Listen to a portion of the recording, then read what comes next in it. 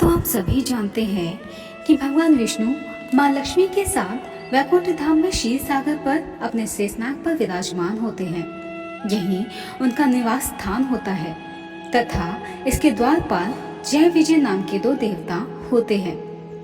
क्योंकि उनके ऊपर भगवान विष्णु के धाम के प्रहरी का भार होता है, इसलिए किसी को भी भगवान विष्णु से मिलने से पहले उनकी आज्ञा लेना आवश्यक होता है। किंतु एक समय ऐसा भी आया जब जय विजय को भगवान ब्रह्मा की मानस पुत्रों के द्वारा श्राप मिला, जिसके कारण उन्हें 3 जन्म भगवान विष्णु के शत्रु के रूप में लेने पड़े। भगवान ब्रह्मा के चारों मानस पुत्र भगवान विष्णु से मिलने आए। भगवान ब्रह्मा के 4 मानस पुत्र थे, जिनके नाम सनक, सनंदन, सनातन व सनत कुमार थे। यह चारों भगवान ब्रह्मा के विचारों से उत्पन्न हुए थे, जिन्हें हम 4 वेद भी कहते हैं। अपने तपोबल के कारण ये चारों आयु में बड़े होने के पश्चात भी यौवन दिखते थे। ये चारों सनकादिक ऋषि कहलाते हैं और देवताओं के पूर्वज माने जाते हैं। संपूर्ण लोगों से विरक्त होकर चित्त की शांति के लिए भगवान विष्णु के दर्शन करने हेतु उनके वैकुंठ लोक में गए। वैकुंठ के द्वार पर जय और विजय नाम के 2 द्वारपाल पहरा दिया करते थे। जय और विजय ने इन सनकादिक ऋषियों को द्वार पर ही रोक लिया और वैकुंठ लोक के भीतर जाने से मना करने लगे। उनके इस प्रकार मना करने पर सनकादिक ऋषियों ने कहा, अरे मूर्खों, हम तो भगवान विष्णु के परम भक्त हैं। हमारी गति कहीं भी नहीं रुकती है। हम देवादिदेव के दर्शन करना चाहते हैं। तुम हमें उनके दर्शनों से क्यों रोकते हो? तुम लोग तो भगवान की सेवा में रहते हो। तुम्हें तो उन्हीं के समान समदर्शी होना चाहिए। भगवान का स्वभाव परम शांतिमय है। तुम्हारा स्वभाव भी वैसा ही होना चाहिए। हमें भगवान विष्णु के दर्शन के लिए जाने दो। ऋषियों के इस प्रकार कहने पर भी जय और विजय उन्हें वैकुंठ के अंदर जाने से रोकने लगे।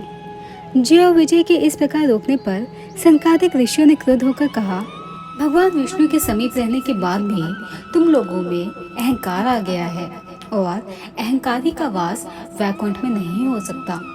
इसलिए हम तुम्हें श्राप देते हैं कि तुम लोग पाप योनि में जाओ और अपने पाप का फल भुगतो।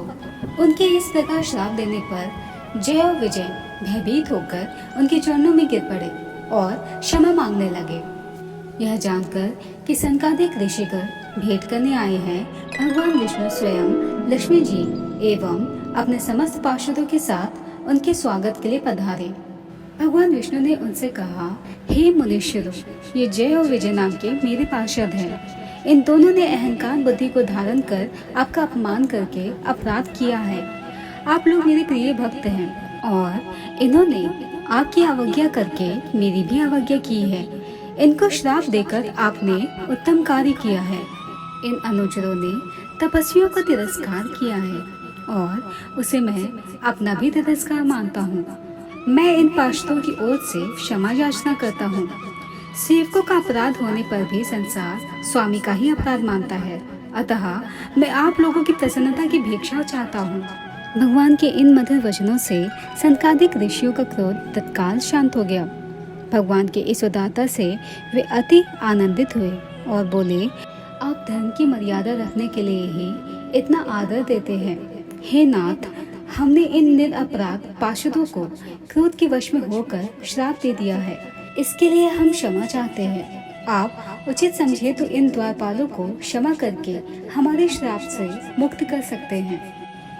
भगवान विष्णु ने कहा, हे मुनिगण, मैं सर्वशक्तिमान होने के बाद भी ब्राह्मणों के वचनों को असत्य नहीं करना चाहता, क्योंकि इससे धर्म का उल्लंघन होता है। आपने जो श्राप दिया है वह मेरी ही प्रेरणा से हुआ है। ये अवश्य ही इस दंड के भागी है। ये दिति के गर्भ में जाकर दैत्य योनि को प्राप्त करेंगे और मेरे द्वारा इनका संहार होगा। ये मुझसे शत्रु भाव रखते हुए भी मेरे ही ध्यान में लीन रहेंगे। अपने द्वारपालों को पीड़ा में देखकर भगवान विष्णु ने उन्हें 2 रास्ते दिए। उन्होंने जय विजय से कहा कि तुम ब्रह्मपुत्रों से मिले श्राप स्वरूप इस पृथ्वी पर तो जन्म लोगे, लेकिन तुम्हारे सामने 2 रास्ते हैं। प्रथम रास्ते के अनुसार तुम्हें इस पृथ्वी पर 7 जन्म लेने पड़ेंगे, जिसमें तुम मेरे भक्त होंगे, तथा द्वितीय रास्ते के अनुसार तुम्हें इस पृथ्वी पर 3 जन्म लेने पड़ेंगे, जिसमें तुम मेरे शत्रु होगे। चूंकि जय विजय भगवान विष्णु के बहुत बड़े भक्त थे, इसलिए 7 जन्मों का विग्रह उनसे सहा नहीं जाता। इसलिए उन्होंने भगवान विष्णु से अपने 3 जन्म शत्रु रूप में मांगे, ताकि वे जल्द से जल्द वैकुंठ धाम में श्री हरि के पास आ सके। भगवान ब्रह्मा के पुत्रों से मिले श्राप के कारण हर युग में जय विजय का दैत्य, दानव तथा असुर रूप में जन्म हुआ। हर युग में उनकी शक्ति कम होती गई तथा हर युग में भगवान विष्णु ने उनका वध करने के लिए अवतार लिया। सतयुग में उनका जन्म दिति के गर्भ में जाकर दैत्य योनि में हिरण्यकश्यप तथा हिरण्याक्ष के रूप में हुआ। भगवान विष्णु को दोनों का वध करने के लिए 2 अलग अलग अवतार लेने पड़े, जो कि क्रमशः नरसिंह तथा वराह अवतार थे। इसके पश्चात त्रेता युग में दोनों का जन्म रावण तथा कुंभकर्ण के रूप में हुआ तथा इस युग में भगवान ने श्री राम के रूप में अवतार लेकर दोनों का वध किया। श्री राम अवतार का मुख्य उद्देश्य दोनों का वध करना ही था। अपने तीसरे जन्म में जय विजय द्वापर युग में शिशुपाल तथा दंतवक्र के रूप में जन्मे। इस युग में भगवान ने श्री कृष्ण के रूप में अवतार लिया तथा दोनों का वध किया। लेकिन इस युग में भगवान श्री कृष्ण का उद्देश्य केवल इतना ही नहीं, अपितु महाभारत में भी भूमिका निभाना था। इसके पश्चात जय विजय का श्राप पूर्ण हो गया और वे पुनः अपने धाम को लौट गए।